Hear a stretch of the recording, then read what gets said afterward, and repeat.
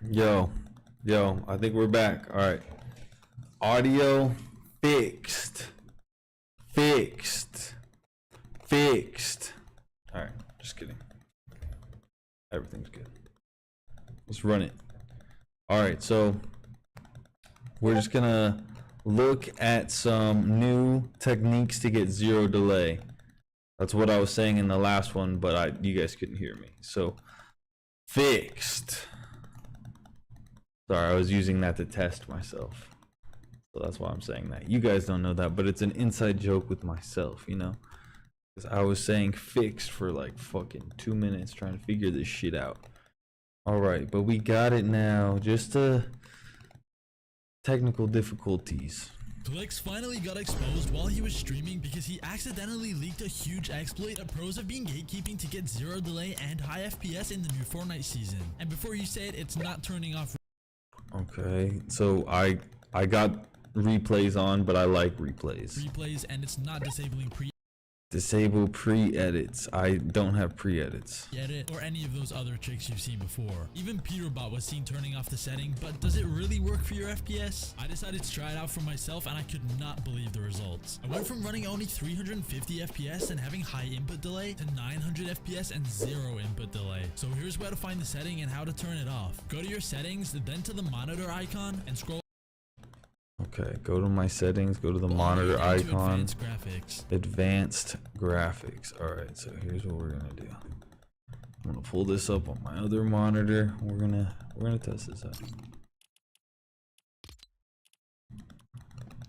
Monitor. Advanced graphics. Report performance stats. Disabled. Well, that's what he's gonna say. Here, make sure report performance stats are all disabled because otherwise you'll be constantly sending information to Epic Games while you play, which causes a ton of input lag. Then the most important setting for your input delay is for you to go to audio settings. Go to audio settings. Okay, we're in audio settings. Scroll down to sound and click subtitles. Scroll down to sound and click subtitles. Okay. Turn subtitles off. Turn subtitles off. Turn text size to extra small. Turn text size to extra small. Go to text color and turn it white. Go to text color, turn it white. We got that. Boom. And text border and set it to none. And none. Background opacity, set it to clear. Okay. Clear. The future of your business is here. With Wix, you get advanced Okay. AI capabilities.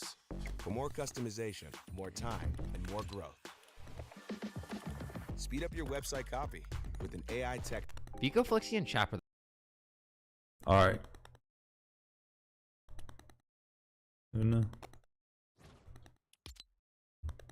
All right. The next thing we're gonna look at is just a little review of Vico, Chap, and Flixie. I've seen this video, but I just want to throw it on while I make some tea. You know what time it is? It's tea time.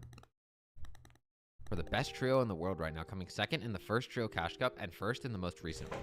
They use many strategies to dominate these lobbies, and in this video we're going to go over 10 strategies they use in the most recent trio cash cup that you can implement into your own games to dominate trio cash cups this season and in trio FNCS next year. Vico, Flixie, and Chap landed at the Raft for the first 5 games of the tournament and saw some decent success from this drop spot, but they were dying off spawn way too much, so they decided to drop their egos and switch to Freaky Fields for the second half of the tournament. They immediately saw more success here, winning back-to-back games and only dying off spawn one more time. This shows the importance of not overcommitting to the best drop spot on the map if you know you're more comfortable at a more low-key spot. While fighting off spawn, the most important part in trios is getting a player's advantage. They did this by sticking together and looking for sprays onto other teams fighting in their POIs. Once they get a knock or a large amount of damage, they jumped in and played their numerical advantages to quickly clean up the fights. With the new chainsaw being added, teams are finding ways to gain advantages with it. Vico and Flixie used the chainsaw's speed boost to make their off-spawn looting faster so they could rotate out of their drop before anyone else. They then would use the chainsaw to get themselves to the forecast tower together looking for sprays. I didn't mean to do that. Wrong button. Once they get a knock or a large amount of damage, they jumped in and played their numerical advantages to quickly clean up the fights. With the new chainsaw being added, teams are finding ways to gain advantages with it. Vico and Flixie used the chainsaw's speed boost to make their off-spawn looting faster so they could rotate out of their drop before anyone else. They then would use the chainsaw to get themselves to the forecast tower quicker in order to beat other teams to it, giving them a huge advantage in the rest of the game. When taking fights in trios, they had two strategies depending on how the other teams played in the fight. Regardless of which strategy they used, they always tried to take fights from the aggressor point of view, as it is a lot more reliable to try and apply pressure than to try and find mistakes in your opponent's pressure. Once on the aggressive stance, they would look at how much space the defensive team made. If the defensive team made a lot of space, then they would all pressure from the top. This is because when a defensive trio makes a lot of space, they can take height from a lot more angles. By having all three players play from above, all potential height takes are removed, meaning that Vico, Flixie, and Chap can constantly apply pressure until the defensive team collapses. In contrast, if the defensive team makes very little space, they'll have one or sometimes two players drop on the walls and start applying pressure. This will put more pressure onto the defensive team as they have to defend from multiple angles, making it harder to track where you are. This can result in moments where one player from the trio will grab a wall or floor and then just leave it open. Then when the players on the defensive team are forced to move from the pressure from the other angles, they end up right in the crosshairs of the other attacking team members. Once they get this first knock, they collapse in on the rest of the fight much faster, knowing that with their aim, they will never lose a 2v1 aim duel. Throughout the mid game, they constantly trying to gain little advantages, and they did this in 4 ways. The first was playing for forecast towers. When they landed at the raft, they would quickly rotate down to the Peterbot forecast tower, and when landing at Freaky Fields, they would rotate either to the north forecast tower or the lake forecast tower. They put a huge emphasis on this, going for it and getting it in all 6 games they survived off spawn. The next objective they went for were bunkers. This allowed them to top off their loot and heals and play medkits in the zone for safer rotations. After bunkers, they then would try to play for dashes. This was easy for them when they landed at the raft, but they still went out of their way to get dashes when the zone pulled in the northwest corner of the map when they landed at the fields. This allowed them to make quicker rotates and also helped them play height, which I will explain more later on. The final mid-game advantage they played for was the island. Like bunkers, by claiming the island, they could replenish their heals and materials. They always tried to actually claim the island, and when they couldn't, they would steal the loot by basing 3 tiles above the island and claiming all the space. They would then stand right outside the contest zone, and when the other team claimed the island, they would rush in and steal all the loot. Once they claimed all this loot, they would stay on the island for as long as they could and then launchpad into either the 5th or 6th zone.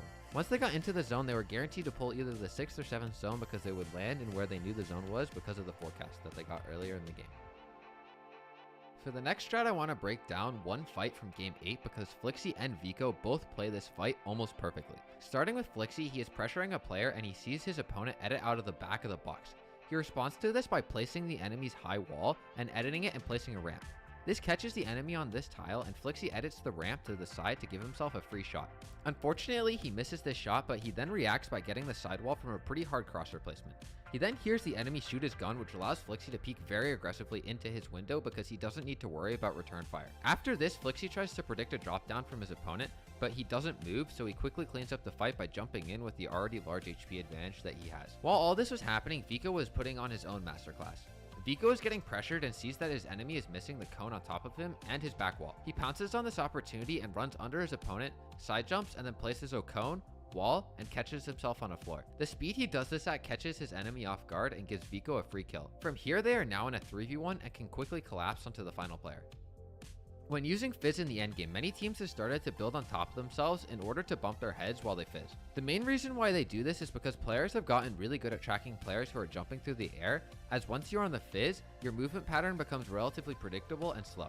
This leaves you susceptible to getting chased down and killed. By instead bumping your head on the tile above you, you still get a speed boost, but your movement is a lot less predictable and you are vulnerable for less time. Vico, Flixie, and Chap did this whenever they were in the mid ground, and they also made sure to stick as close to each other as possible to not allow themselves to get picked off as a solo.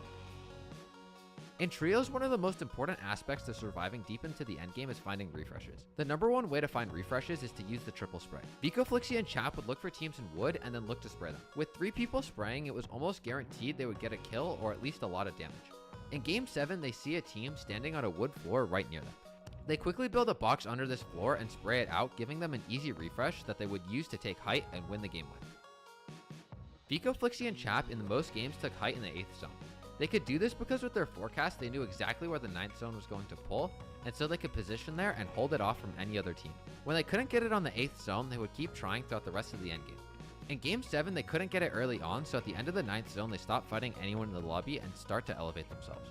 Once the 10th zone pulls, they instantly get to the front side and start to look back at height. This play doesn't work, but they applied good pressure. They then keep trying, and when they then go back the second time, they get a knock and are able to take height. This shows how important it is to keep pressuring the high ground even if you don't get it the first time, because each time you pressure the high ground, you weaken them for later. Once on the high ground, they have some great strategies to maintain it. The first is that they often play a very wide tarp across the high ground. This makes it harder for them to get shot out, and it also makes the high ground harder to take because there's less space for teams to jump up to them. They also will tarp very high off the ground because they don't have to worry about fall damage because they have dashes from earlier in the game. This means that if they get shot out, they can simply dash and survive any fall damage. Finally, while on the high ground, they are masters at applying pressure to the teams below them. They will often send one player down to fight or spray on the walls with the second high ground and have the other two players spray from above. This puts pressure onto the second height from multiple angles, forcing them to drop and keeping their high ground safe. For the final strategy, I want to go over some of the things that Vico, Flixie, and Chap got punished for in trios that they normally wouldn't in duos. The first thing is in game 1, Chap drops down onto team's walls from the high ground but doesn't block his sides, and so he dies to a different team.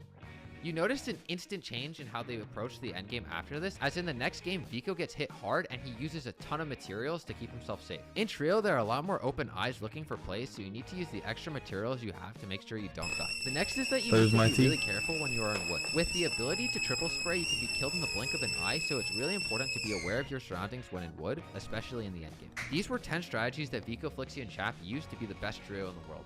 If you enjoyed this video, then you will definitely also enjoy this video where I explain why Pink and Vico fizz backwards. Make sure to like and subscribe. Peace.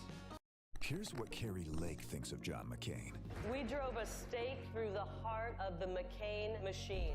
We don't have any McCain Republicans in here, do we? Get the hell out! If you don't respect John McCain voters, you don't respect Arizona. Okay, why are we showing this commercial? Next video. We're going to talk about 50-50 wall replaces. Just a little quick 1-minute video. I did hundreds of tests to find out what the statistically best odds of taking walls are. If two people are holding a wall and one is on 0 ping but the other's on 100, they both have a 50% chance of getting it. This is because there's an 150 millisecond delay after a wall breaks where no builds can be placed there. After the 150 milliseconds, the server randomly gives the wall to someone who tried to place one during that time. So anyone with under 150 ping has the exact same odds of holding a wall. However, taking a wall is harder than holding a wall because you have to wait the time of your ping just to take out your blueprint before you can even try and place a wall there. So when taking a wall, anything under 96 ping has equal odds of getting it. And in team modes, don't designate the one lowest ping person to try and take walls, because the more people trying to take the wall, the higher your team's odds are of getting it. Wow. Okay. Interesting.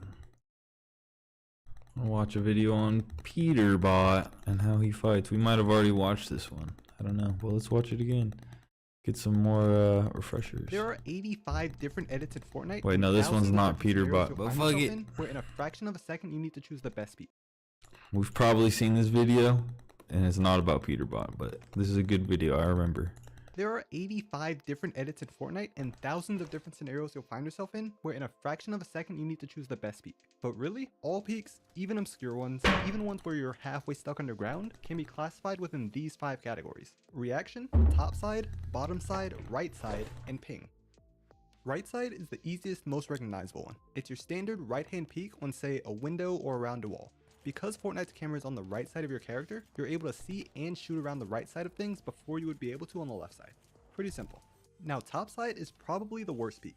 Even though it's often risky and hard to pull off, when used correctly, it does allow you to hit max damage shots without return damage. The best example of this is the half wall.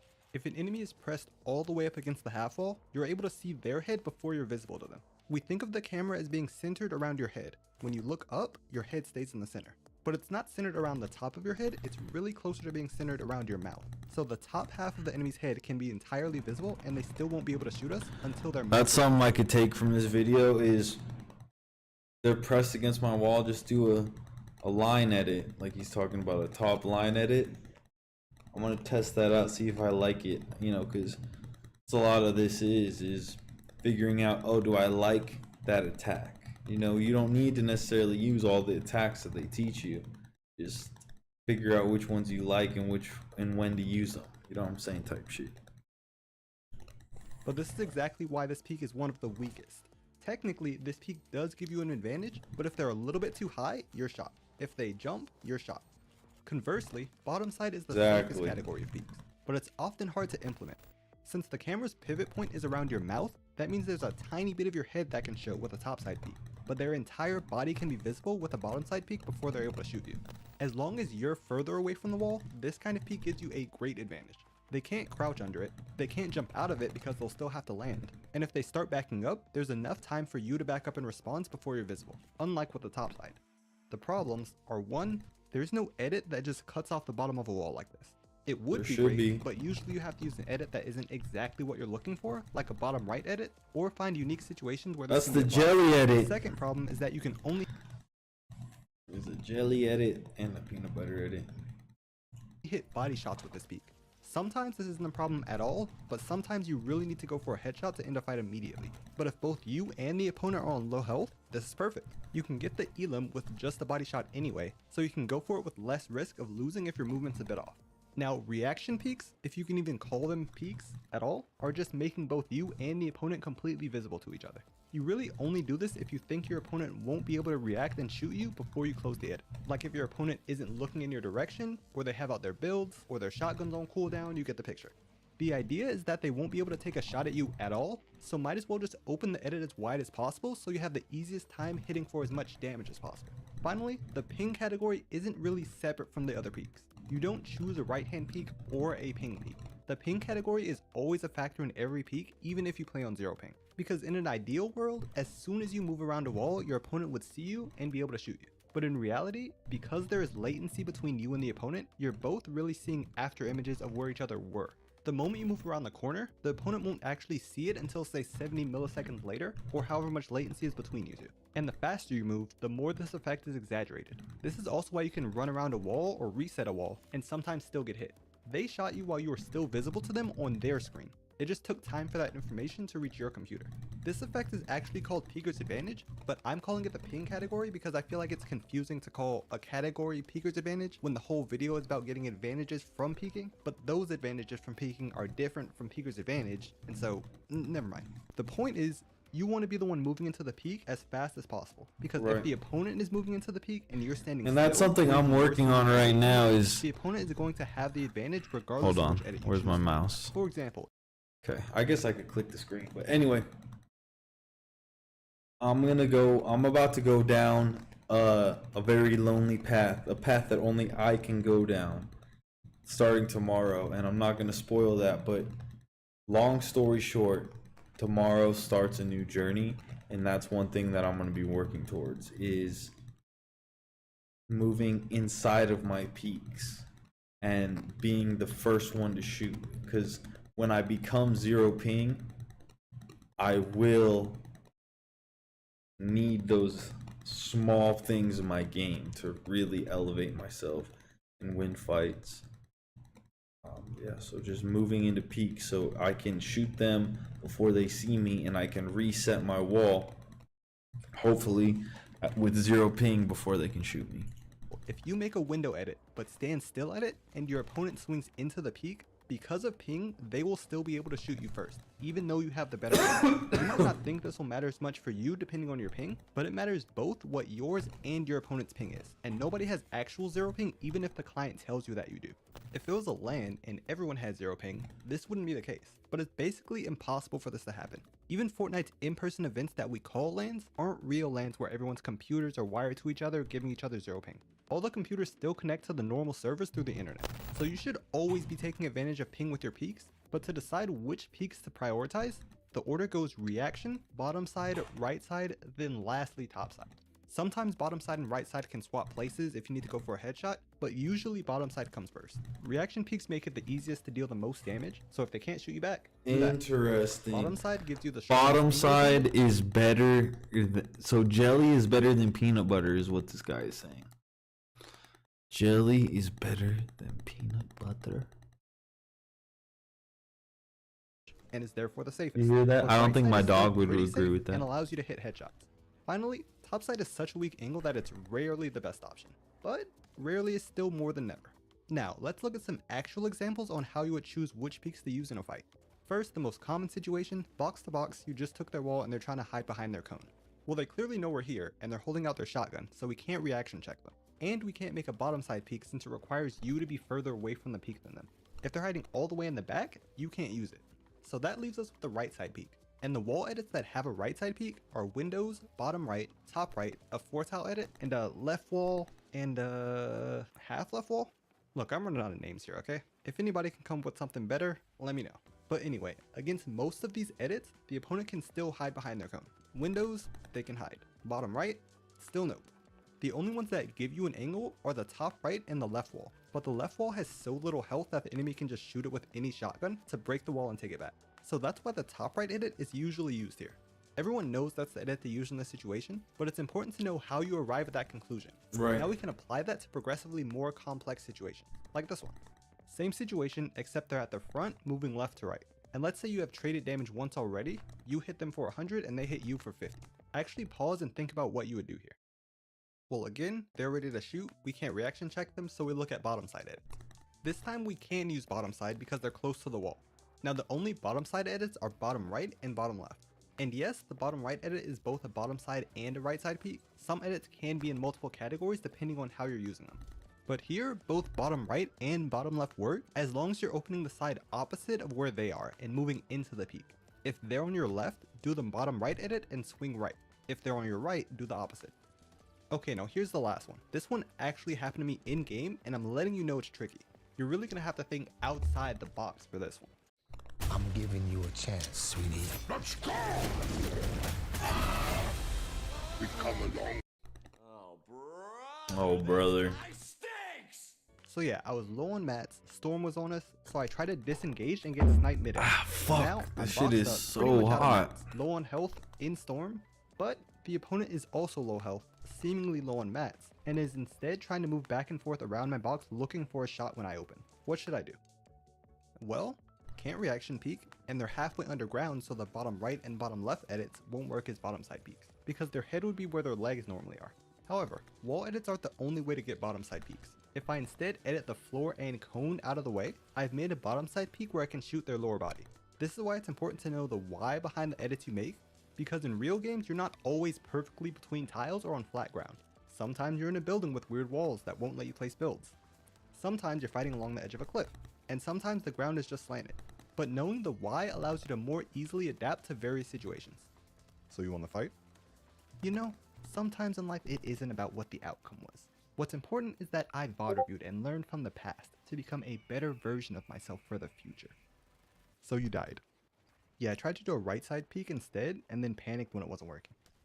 Anyway, you won't always have to go through this whole checklist in your head. You instead build a mental flowchart that grows over time. The flowchart starts simple with stuff like the first example. If they're hiding behind their cone, you do a top right. Then you add to it. If they're right up against your wall, bottom right or bottom left. Once you get to all the situations that occur commonly, eventually you get all the way out to when the ground is slanted and other obscure situations. Knowing how to figure out the right option in each scenario is the key to building the right habits into your flowchart. Even if you made the mistake in-game already, it's important for you to be able to identify what the correction should be after the fact. Because if you don't, you'll do the same mistake the next time and build bad habits. And once you build a bad habit, it's much harder to change it than learning it properly in the first place.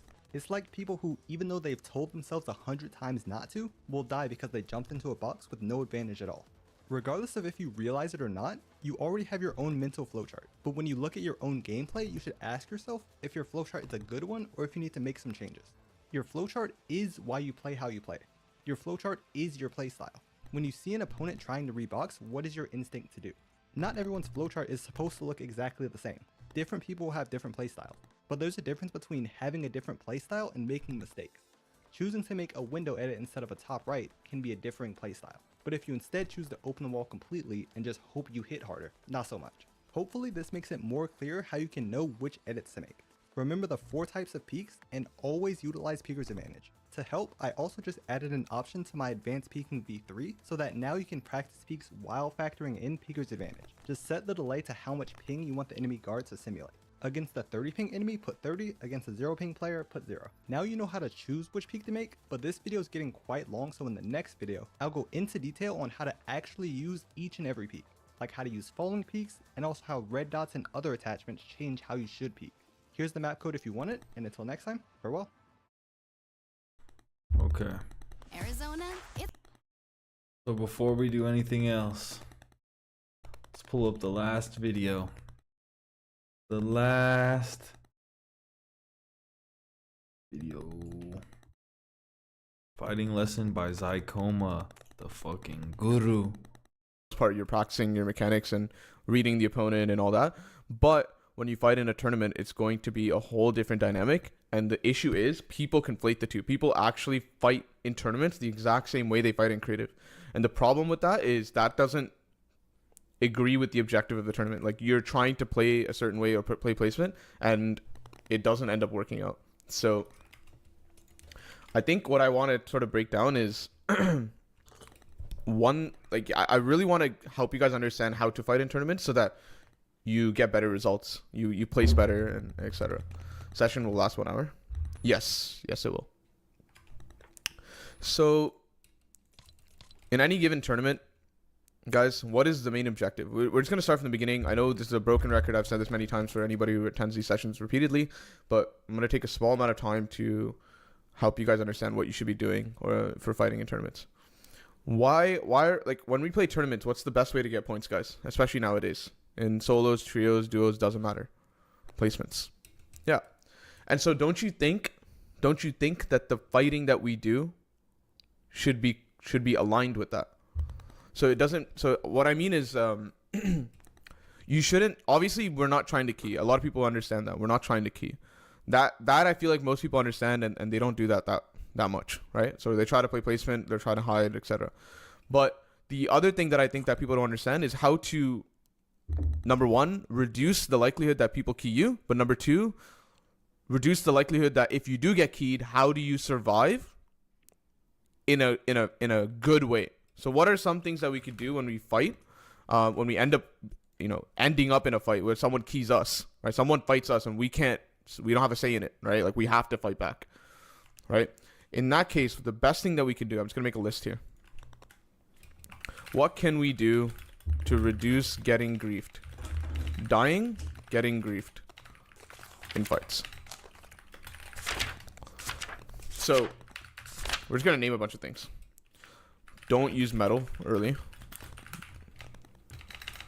Use wood brick because they are refarmable. Like, I would rather be, I know a lot of people may not agree with this, but it depends on the zone. Like, if you're like zone 4, zone 5 in like an unstack game, I would rather be 0-0-5 than 5-5-0. Thoughts on that, guys?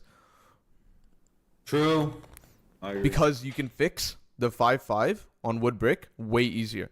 So when you're fighting, and a lot of people make this mistake, they use metal, and the issue is, regardless of what happens in the fight, whether they disengage, whether you get the kill, whether nothing happens, if you use metal, refarming metal to fix that part of your mat kill is going to be extremely difficult. Okay? Counter shot with intention. So counter shot is basically when someone's trying to smack your wall or trying to take your wall, and you go for an edit, shoot, reset really, really fast. Very carefully. I would do this very carefully and unpredictably. Okay? So this will get them off of you. And so the mistake that people do, by the way, when they do get some damage back, when players get damage back, they make the mistake of over-aggressing. Like, if the goal of the tournament, we have to keep this in our mind, in the back of our head the entire time. If the goal of the tournament is to get placement, the best thing you could do when you get 100 damage on somebody is what, guys? Let's say you're 200 and you get a successful counter shot, you hit him 100. You cap everything.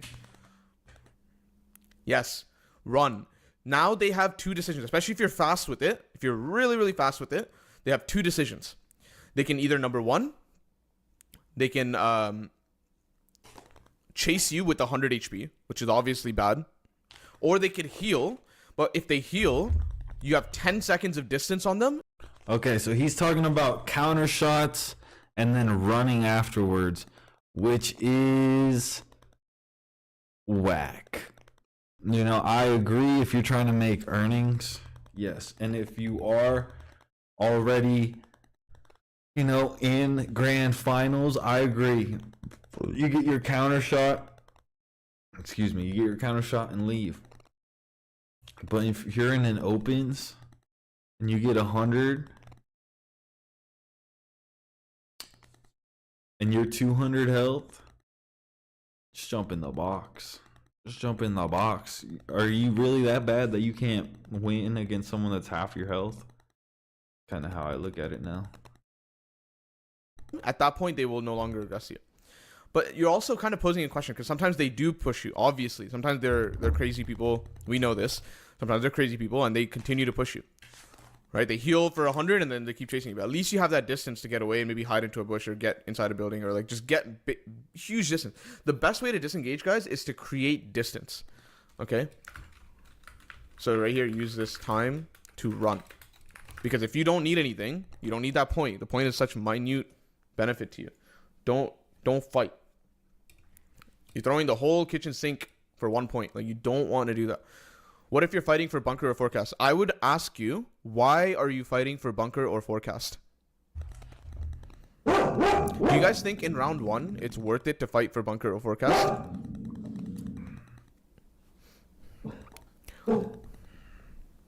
Is it necessary to have bunker or forecast in order to get top 3?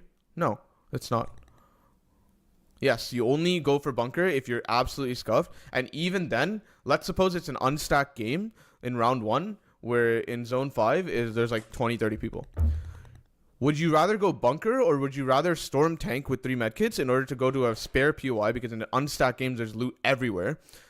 You going to a spare POI in storm is probably going to give you better results in terms of getting loot in a non-risky way than going for bunker. And the reason... Yes, but you're gonna fall behind. Like, that's kind of like, I agree with what he's saying, that you technically will get more points if you play storm like that. But if you play bunker, you're not falling behind. You're taking fights that you should be taking. You know, you're not.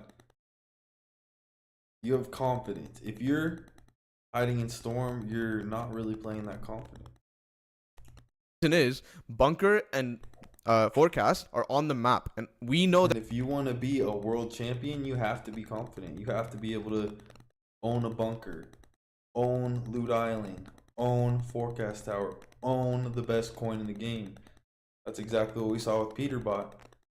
And so my eyes have been opened, and it's not about, this is a small picture. What he's talking about is like, oh, if you want to make $100 in earnings, do this. And I think Psychoma is the best teacher by far. But I'm just saying, if you want to be world champion, you need to be taking the bunkers. You need to be fighting for forecast.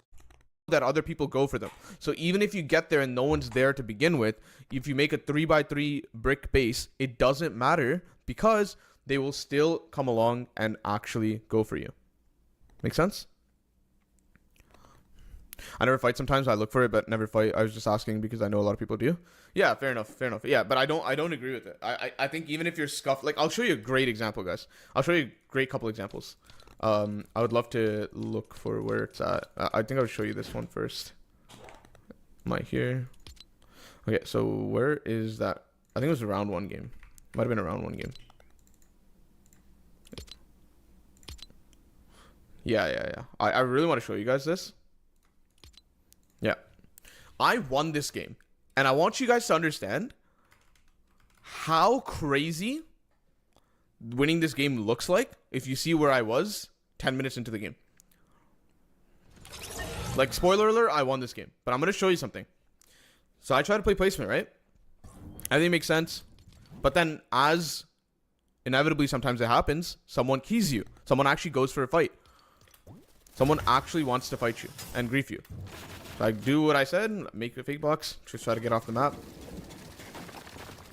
Right? I'm cap everything. Like, I don't care about getting more loot. I don't care about bunker. I don't care about forecast. It doesn't matter. I'm good. Everything's fine here. Right? And so, with that being said, sometimes it's just inevitable that someone's going to fight you. So what I'm going to do is going to break down this fight, because I didn't play it perfectly in terms of how I know I should be playing it. But I did do the overall behavior properly. Also, here's another note. So basically, like, when you're in a fight, look for, this kind of relates to point number 2. Look for opportunities to run.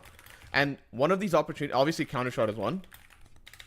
Successful counter shot to buy time to run is one option, right?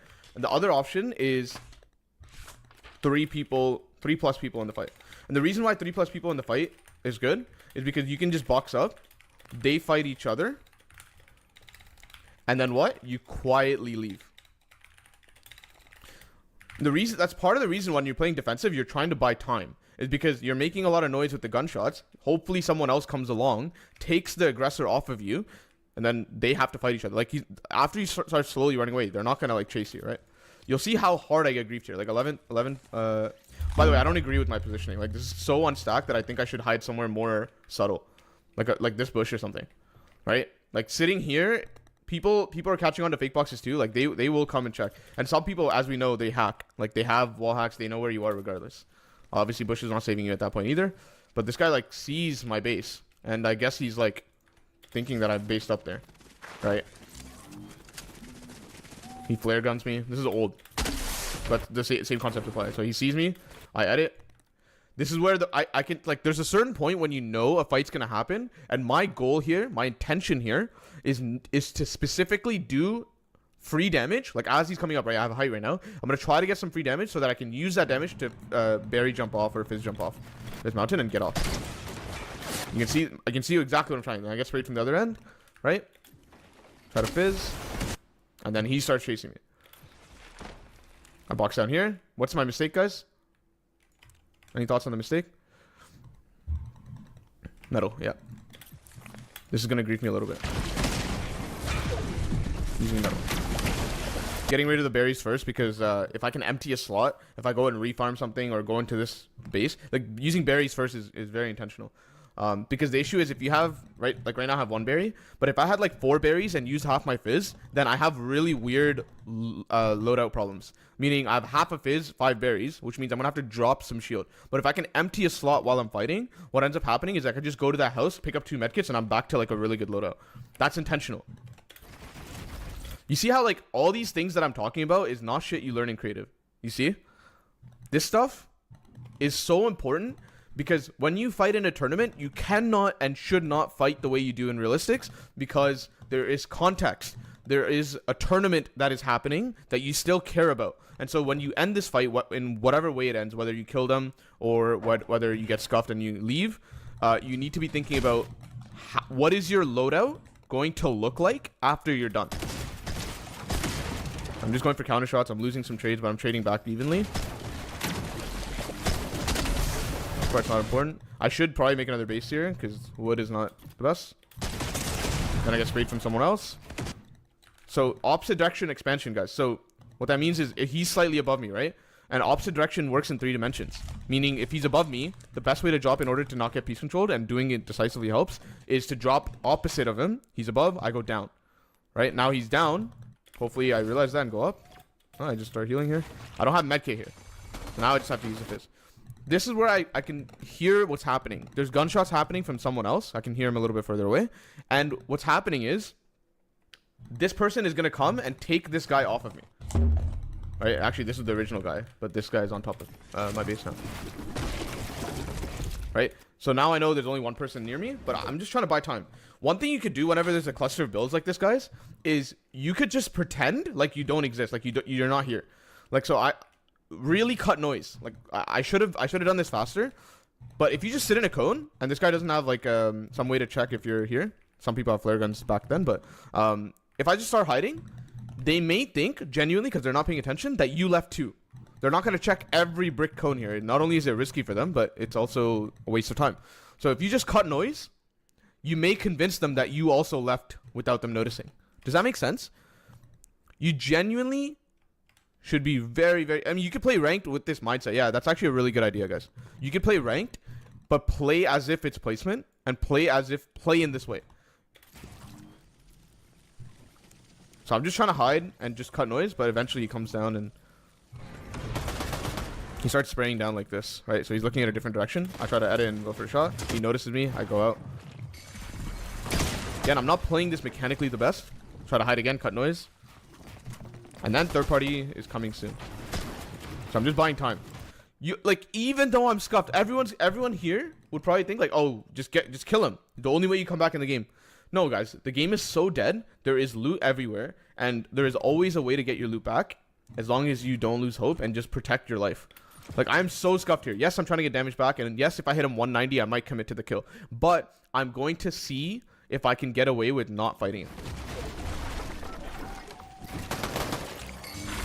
Just make space, and then look, as soon as I hear the third party and I see that he's very far away, I leave. Look how little loot I leave with. Is that surprising to you guys? Well, number one, like, if I just leave and find bandages or medkit, I immediately become so much stronger. Number two, island is here, and even though island is probably taken already, there's spare loot plus extra chests here that I can go and find. So I can get, I'm not suggesting that this is going to get me back to 555, 10 out of 10 loadout, but it's going to get me back to a point where I can actually find the refresh that I need to get back to the 555 loadout. But it's not going to happen here. And fighting this guy with this state is not going to be good too. So I get back in the bush. See a rift next to me. I wait for storm to close, go into the island. There are creative ways to fix your loot, but you need to be not dying in order to do that. Like, if I had just fought that guy, let's say there's a 30% chance I die. 70% of time I would probably win that fight. But 30% chance you die is crazy. So I just farm wood brick so I can get fighting mats. Check the train for spare loot. Can't open that. It takes too long. Hit the rift. Big. Fizz. Don't have medkits. I don't want to risk looking for it because it's 2-tick. And now I'm back in. Whites would be really, really good here. Like my loadout's back to decent. My loadout's actually back to decent. Isn't that crazy? Like, this is not an endgame loadout by any means, but it's actually a pretty decent loadout in terms of... I just hide in a weird spot. Look! Guys, I'm 551. Fizz big in an unstacked game. Right? This is important. Guys, what you learn here is so much more important than learning how to kill somebody in a fight. What you learn here is so crucial. It's so important. It is. You dropped the mana crystal. And then this guy just hops next to my cone and I get the kill. Right? If this didn't happen, I still would be able to find some refresh later. Damn. But I'm just going to be patient for it. You need to think opportunistically. You need to think opportunistically. What that means is don't force a fight onto something that is not in front of you.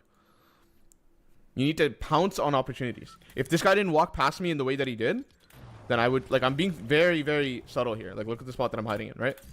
If this guy doesn't go next to me, and the combo here, by the way, is to just pump, build, then you edit piece control, and then do your second pump.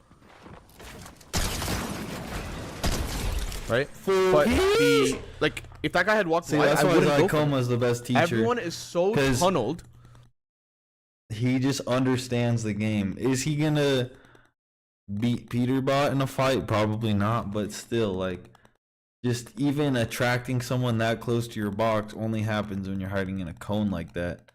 If I was in a box, he would not get that close to my box. You know what I mean? But it looks just like a random cone, you know, that someone used to get on top of the house type shit. So that was clean. You baited him in. You hit him with a pump. You full boxed him. Hit him with the second pump. I like that. Subtle here. Like, look at the spot that I'm hiding. Subtle. Right? If this guy doesn't go next to me, and the combo here, by the way, is to just pump, build, then you edit piece control, and then do your second pump. Right? But if that guy had walked wide, I wouldn't go for him. Everyone is so tunneled on making something happen that doesn't exist. Does that make sense?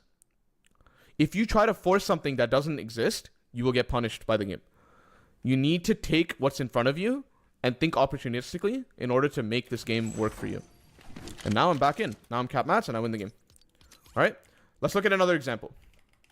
Obviously, you have to be good at fighting if someone is persistent on fighting you. But you see after how like cringe I was being.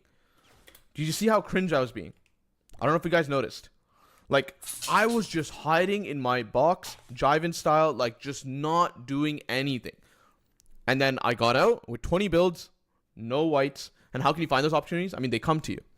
But you have to let them come to you. sit in bushes. Sometimes someone walks into your bush.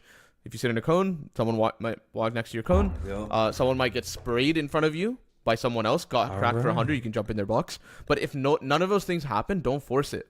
The reason I got wood brick, right, to 500 is so that I have an extended period of time where I could survive, so that the length of time in the game that I can find that opportunity is there. Does that make sense? Like, I didn't find wood bricks so I can play endgame. I found wood bricks so I have way more time to look for that opportunity. Right? So if that guy didn't walk next to me, it was pretty lucky, I'm not gonna lie. But if that didn't happen, I would still find a refresh in a different way. Okay, let's watch this. So here, someone is chasing me. Again, same situation. I'm cap loot. I don't want to fight him. So I'm trying to make it clear, because sometimes when you do make it clear to them, they do leave. Because you're making it as hard as possible. The people that key don't want to key and try to fight hard kills. If you make it as hard as possible, sometimes they leave. Now, admittedly, sometimes they don't leave. And this is a good example of where sometimes they don't leave. He's just chasing me. Even though I'm making it very apparent that I don't want to fight. Sometimes this happens. And what you need to do here is get damage back. So 60 damage. Right? And then now he's healing. I'm going to run again. And this is a situation, because some people ask, like, oh, Zycoma, like, sometimes they just keep chasing me. Yeah, this guy's kept chasing me. And yes, this is where you do need to learn how to fight somewhere and somehow. And I would recommend picking one of two styles, right? One style is you keep height the whole time. Or, like, usually it's when you start with height so you don't have to fight for it. Or the second style is, like, when you don't have height, you just commit to hard turtling. And the reason why height's good if he's below you is because you can keep doing damage as they're coming up. And then if you get that damage off, you can just, like, fizz jump off or whatever. You can see how I play this here. Just spamming AR to get some damage back. So this is where I'm playing the height style. In the previous fight, you can see I was playing just, like, hard turtle. Don't want to fight anybody because I got griefed. Like, I didn't have good heals. I'm just saying one block above this guy or 2 blocks above this guy in order to maintain angles on him. Right? Notice how I'm not going 3-4 blocks up, because then you can't reach the enemy. Looking for damage. We trade evenly there. 1 block above. Attempt to take the wall. And by the way, if he had backward stared here and expanded out, would I keep fighting? If he starts turtling, if he starts griefing my time and he starts griefing my loot, would I continue to fight? No. If he makes a backwards ramp here and expands, I'm immediately getting out of here. I'm running. What, like, I don't even need to use a splash. I can hit a cactus. I'm back to full. I only use wood.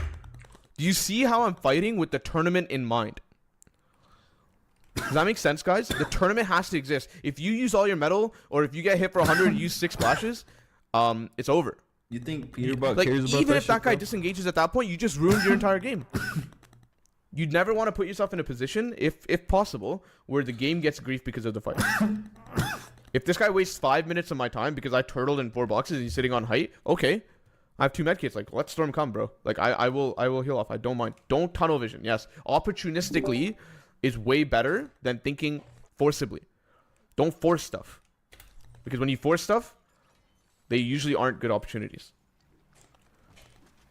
And, like, yeah, like, I got a bunch of loot. Like, honestly, it's not that much better than what I had. Honestly. Like, the kill was... The reason I had to fight him there is because I could tell, based off of his behavior, that he was going to fight me no matter what. I literally disengaged from him 3 times for, like, over a minute. This part of the clip is missing. Like, I literally ran from him over and over and over. But he still chased. He still continued to chase me. This is how you should fight in a tournament.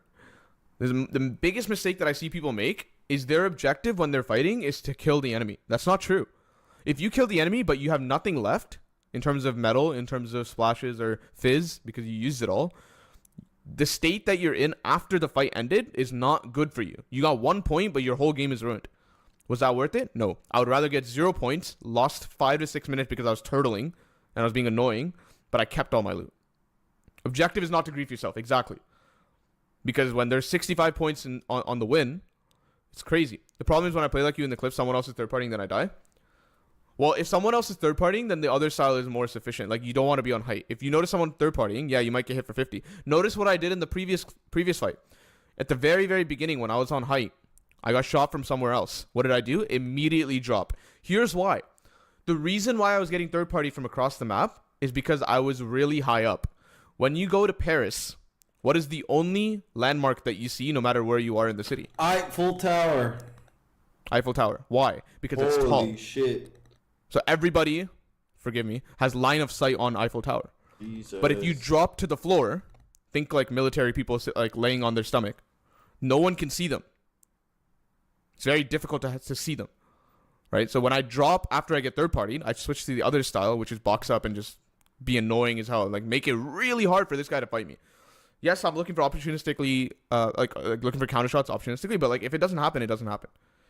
Also play unpredictable. That does help, yeah. But like the objective of a fight is to not be griefed by the end of it.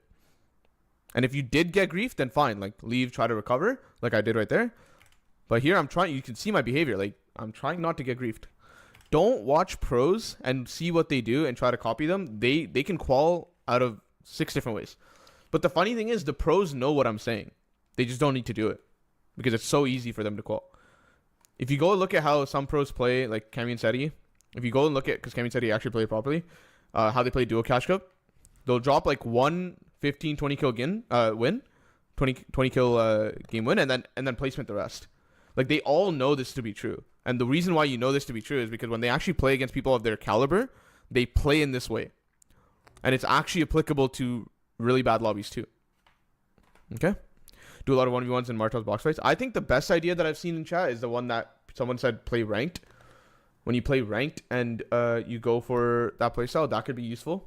The issue with that, in my opinion, to some degree, is that people in ranked will, like, they get really unstacked, and some people, like, yeah, honestly, just, like, let someone key you, and then just turtle. Practice not getting griefed. Like, you'll be cap loot or whatever, and just practice not getting griefed. And use these clips that I have to put that in mind. Does anyone have any questions about everything I've talked so far? This stuff is super crucial. Can also cut noise and footsteps. Hide in a brick cone. And hide in a cone and pretend. If third partied when playing on height, drop to the floor. And if you notice when you do drop to the floor, like for example in that first fight when I Fizz jumped off the mountain, if I had noticed he was not chasing, I would pop Fizz again and run. Are you recording? Yeah.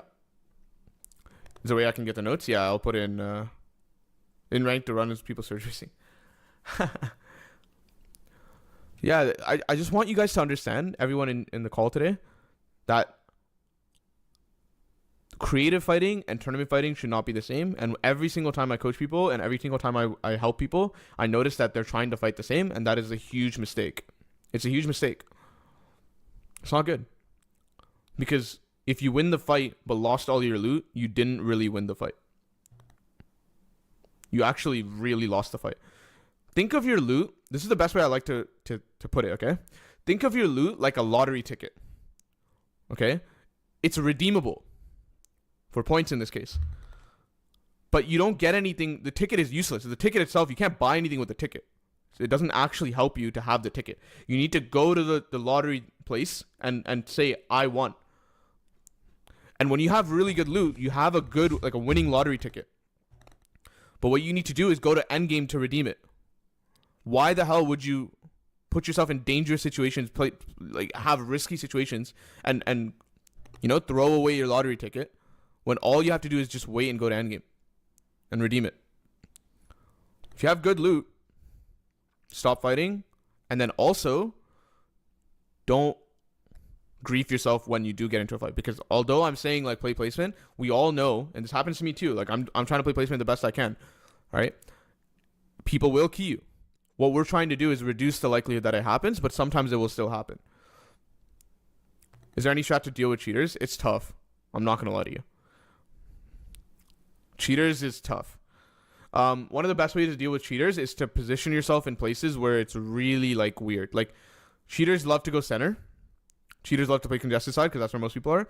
If you go dead side because you like maybe pulled zone on an edge POI or whatever, and like you just play dead side, because honestly guys, like in unstack games it's actually better to just chill edge. Like don't go center. There's no point going center.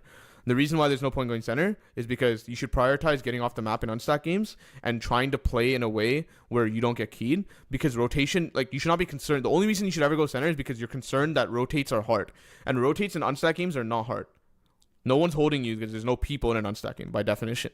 But in a stacked game, it's really important to go center in a really stacked game.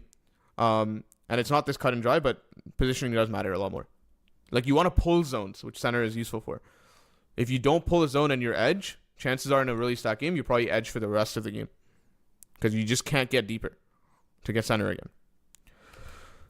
Yeah, if you're not in finals, playing Storm is really useful because it's one of the best ways to get off the map, if you will. So yeah, I mean, you can see it. I did it on Island to recover, right? Any questions before we move on to the next part? Because what we're going to talk about next is refreshes. And I'm going to ask you in the first fight, in the first clip, how did I find that refresh, guys?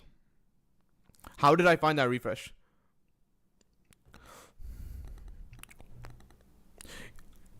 When should you key like the pros to qual easy? Like what point? I would never think about that. I won't even think about that. Trust me, you will know. You will have made thousands of dollars. You will know. Like, I just would not even think about that. Looking back, nope. Let's say you AR a kid 3-4 tiles behind you. Is it worth going for that loot? Nope. Because you're walking towards backside of zone. It's not worth it. Look, refreshes are opportunistic by nature. Right? So you need to look for opportunities. So what can we look for? Unaware enemies is number one. Surprise really helps. Surprise is a big deal for getting refreshes. Right? The other one is you have evidence that they're low HP. Right? Like you literally heard them get cracked. You're the one that pumped them. And then they box up. And then you can phase in. Yeah. Exactly. Damage advantage. Yep. And another thing is tempo. So like what I mean by tempo is like you don't want to go for a refresh if you don't have time when you have to rotate or whatever. I actually, that's too complicated. I'm just going to keep it simple. Just look at these two. So like if you notice someone, and you can read people's body language in Fortnite, by the way. Like you can look at someone and tell if he has noticed you. For example, this happens all the time. And I actually do recommend that a lot of people do this a lot, right? In endgame. Like let's say you're in a box and you go up in your top cone and you sit here. Like this. Someone in endgame will come here and box like this. And you can see him, right? Let's say you don't actually see the crack or anything, but they go and box here and you need a refresh. You watch the enemy, he's staring this way, popping a mini. What are you doing? Edit this cone like this. Pickaxe again, jump in. And when you jump in, get to this section of the box, so because the natural cone flip's coming. And that's it. Yo. Evidence that they're low HP. Right? And that's it. Minis, and you have the surprise. Exactly. Check and check. That's a refresh. But notice how you can't force this. You need to look around. Yeah, I'm gonna get in more cones, I guess. Then he's gonna tunnel. But yeah, but if you do it swiftly Especially enough, in trios, that'll be swiftly enough, then it should work. And if it doesn't work, meaning they reacted to you, you no longer have surprise. I would probably give it up unless you have evidence that they're really low HP. Then you can probably chase after them. Or if you're really desperate because you're low mats, then you probably have no choice but to chase after this opportunity. The more mats you have, the more picky you can be with your opportunities. If you have 4 builds left, oh, here's another thing, guys. Another thing about refreshes that like no one talks about. But I'm just gonna finish that point. If you have 4 builds left, you probably just don't have the luxury of taking being picky. Like whatever opportunity you have in front of you, you just need to take it. Make sense? Okay. So the next thing is this is an important part. Yeah, this is crucial. When to go for refreshes. Any ideas, guys? Any ideas? You just said when you have evidence. When low on mats. Oh, I see what the question. Never mind. This is somewhat true. It's not fully right. It's not fully right. It's not fully right. Wouldn't make sense. This is the tempo it's thing interesting. that we're talking about. It's just timing. It's actually not fully right. It's so interesting. Okay, look. Let's say you're playing round 1, right? And what are we trying to do in round 1? We're trying to get the most points possible. Okay? I'm going to show you a game from someone in chat that I coached recently.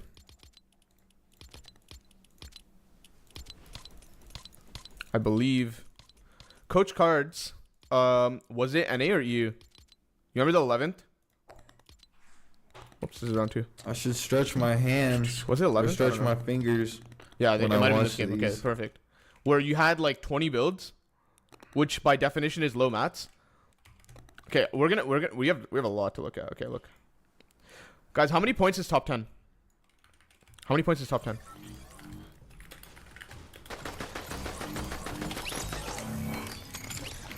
Okay. 20, yeah. Approximately 20. Pretty sure 20. How many points is top 7? 35.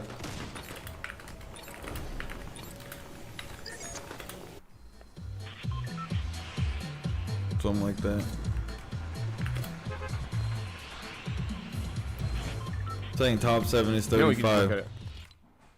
Telling you. We can just look at it. Everyone knows a win is 65. so- Second place is like Let's see. 52, but he already wrote that. I would have guessed that.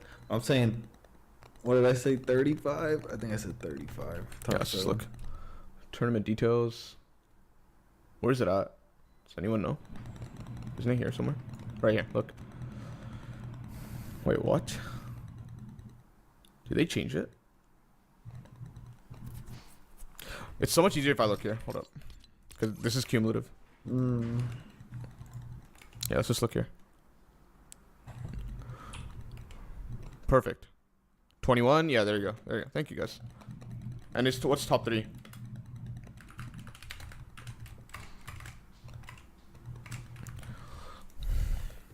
I know, right? Tracker is Trios, black, duos, solos, it matters. 48. Okay. 50, I swear it's like higher. But anyways, let's just say 50 for the point. It doesn't really matter. My point is, do you guys see that going from Depends top on the 100 game mode. to top 10, 90 people died. You got 20 points. You got a third of it.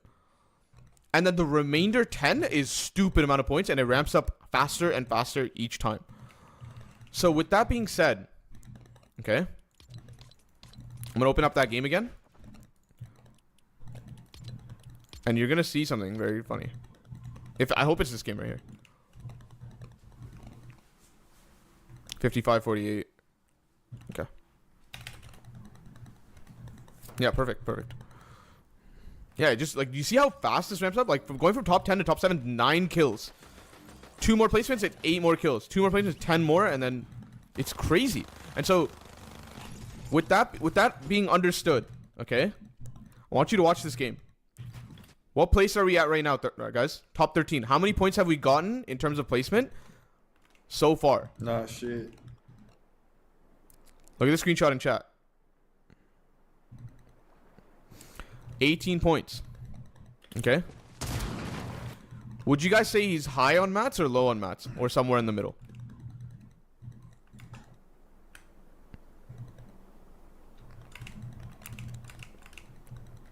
Middle, yeah. Low. Do you see it? Do you see how like how confused chat is? Do you see how we have low, mid, high, like, and the funny thing is, guys, it's not even true, because someone might say this. It's like, you might think, oh, okay, mats is actually not high or low depending on the number. It's relative to the zone you're in. Does that make sense? So if you're in third moving and you have 30 builds, Well, yes, then there's it's context, still a lot of course. mats. But actually, that's not even true. That's not even true. It's actually relative to the number of players left in the lobby. But another variable is how many times zone has pulled up and Believe down me. mountains. So if zone has pulled up and down mountains, you can expect the lobby map count to be lower. You need to understand where you stand to the rest of the lobby in terms of mats. Right? And yeah, zone is a variable too, but like, this game is so unstacked. I want you to understand this. If Cards doesn't fight anybody and just plays normally, what do you expect his placement to be? What's a guess? If he plays properly, just boxes, saves mats. Yeah, top 3. Top 3. I agree. Right now he's sitting at 18 points and he has a coupon to get 30 more points for fun. Okay, let's see what ends up happening. So like we're all on the same page, right? We don't need a refresh. We don't need a refresh at all.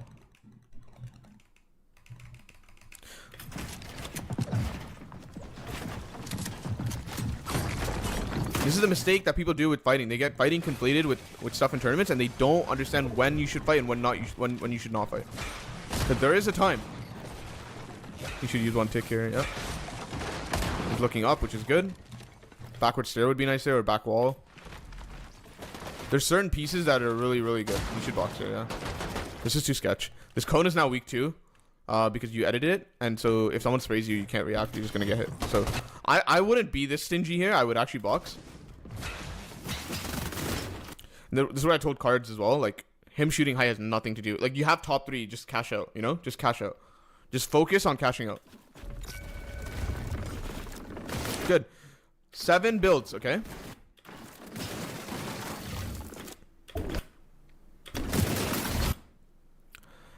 It's funny. It's funny because I don't believe that fighting that guy was right. He has enough mats to make one more box. Right? If he jumps forward with Fizz and makes one more box, he could probably thirst out a 7th, 8th, and then go for the kill after. Going from 11th to 7 is crazy points. It's like 10 more points. Right? There's another game cards that I remember. True. Might have been like the 7th. Maybe on NA. When you're in the end game, That's actually the game that I wanted to look at. for the first 3/4 of the game, you don't think about the P word. But once you're in the shits, you know, you're rotating on the side of zone, you know, you're thinking about, oh fuck, pulled max, we gotta use impulses or whatever. That's when you start thinking about the P word. But before that, man, you just focus on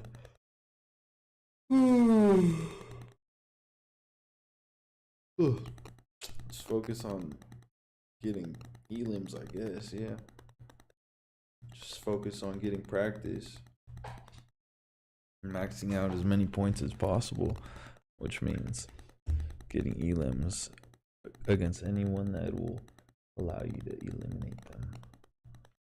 But like you guys need to look at how many points you can actually thirst. And this is also why mat conservation is super important. Was it the 6th? It might have been the 6th here. Or it might have been on NA. Game 1. Okay, good. Yeah, look at this. Okay, so 6th is what, guys? 6th is +5. 33 points, right? Watch this. Like, it ramps up fast, guys. Points ramp up fast. There, you should run on the ground. Just waste a lot of mats, right? Like, that tarp, like, just running on the ground could have been helpful. But, I mean... Oh, yeah, look. 13 builds, right? 13 builds, top 7. 13 builds, top 7. You have armored walls. Basically, you have one more box. Zone pulls. And instead of Fizz jumping forward... in order to box and just let the game die out by itself, like if you hit this Fizz, if you hit this zipline and just go down here and then make a box down there and armored wall whenever you get shot at, you would get so much placement.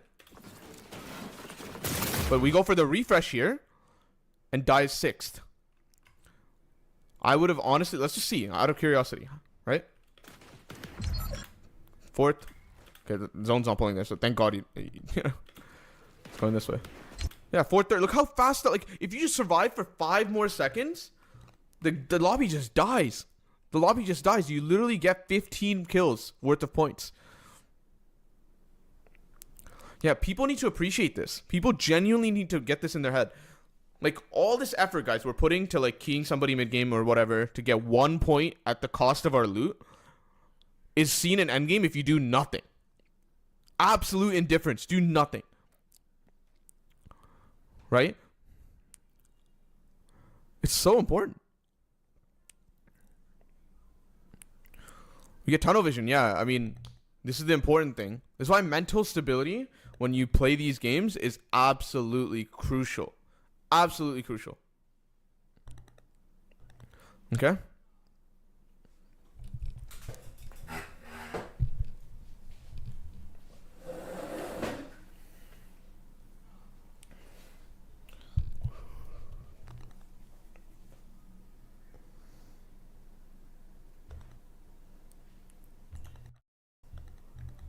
So, what have we learned today, guys?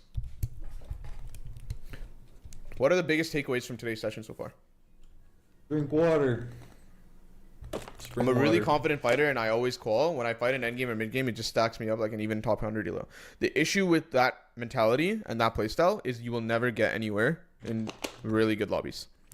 Try doing what you do in a high elo lobby. It will not work.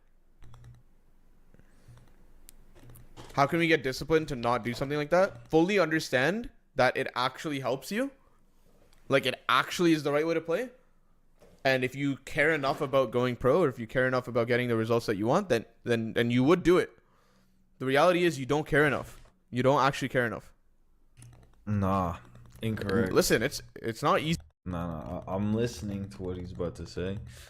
But there's also a point where you do it for a year and you just realize that you're not a good fighter and you need to be. There's like levels, right? There's like where I am. Then there's like a good fighter. And then there's a semi-pro. And then there's a pro. And then there's an FNCS winner like Epic Whale, right? Epic Whale's won 6 FNCSs, so maybe not him. Then there's so we'll talk about Reet. Reet's about that level. But Reet's actually way better. So we'll say Unknown Army, you know, he's won in FNCS. And then on top of that, then you probably have like a Epic Whale, you know, and then you got a Reet, and then you got a Clicks, and then you got a Peterbot. You know what I mean? So at a certain point, you can fucking hide in bushes, and you know, you can make your fake bases, and you know, you can hide in a cone and be super subtle, and that was clean, and I will use that technique. But you also have to be able to W key and, you know, drop a 20 bomb in a tournament. So, you know, there's yin and yang to everything, and you know, Zycoma is a great teacher, and you know, he's really the yin to my current yang. Let's hear what he has to say. Easy for me either. And by the way, with practice, like as you notice, you just doing this playstyle over and over, that you just get stupid amount of points, even though it feels bad. Like, hey, it feels bad that I got 6th because I thirsted out my mats from top 12 instead of going for refresh and then got my 6th. Like, it doesn't feel that great, you know, like it might tilt you a little bit, but it's still worth it. Yes, thank you, Mojo. That's absolutely perfect. And the last lesson that Mojo didn't include, but it's the timing of when to look for refresh. Now, look, like no doubt that, yeah, no, you're right. But look for the refresh after you cash out from going from 8th to 3rd by boxing. Then you full commit to a refresh, because at least if the refresh doesn't work, you're coin flipping between 1st and 3rd and not 1st and 8th. When you coin flip between 1st and 8th, the average points that you get is way worse. Does that make sense? So like thirst out until you get 3rd and then flip the fight. By definition, when you go for a refresh, there's danger, there's risk. Take the risk at a more opportune time when you've already cashed out points, so you don't ruin your game or your tournament because you like flipped in a high variance situation. By like 1st and 8th is like high point difference. You know, if you have the mats, go to 4th or 3rd and then full jump in a box and 50-50. Like, this stuff people don't talk about. And that's why having a set trio for an entire year is such an advantage, because we can try a lot of different things and know we're not getting dropped. And, you know, I should probably tell the team that when we're in a call together, because it is important that, you know, we can go for wins, you know, basically, and we can go for broke, and we can go for fights, and we can not really care about the P word, because, I mean, let's be honest, like, if you are caring about that stuff, then you might think about dropping someone, like, oh, they didn't do well this tournament, da-da-da-da. But when you have people that are dedicated to winning and dedicated to something greater, which is, you know, becoming the best, then great things can happen.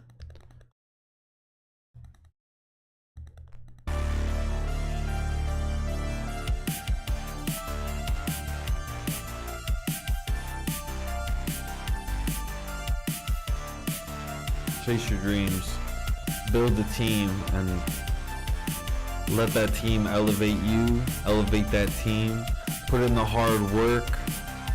Don't skip anything, you know, don't skip leg day. And the Fortnite equivalent to that would be don't skip the VOD reviews, you know what I mean, or whatever that is to you. For me, that might be, you know, the fighting. But we're gonna get back into the gym, we're gonna get back into the dojo, we're gonna get back into the hyperbolic time chamber, and we're gonna become world champions.